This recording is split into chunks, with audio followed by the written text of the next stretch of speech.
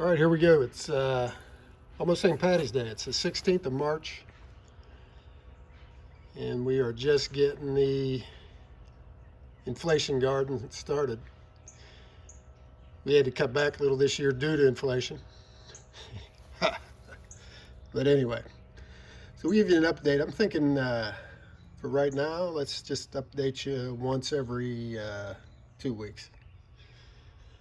That way, hopefully something's happened. But you can see we got the small cucumbers, these little miniature tomatoes, and maybe some big tomatoes.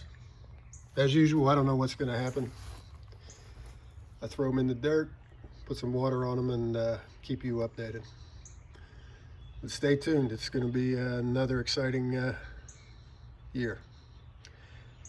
Talk to you later, and thanks for watching.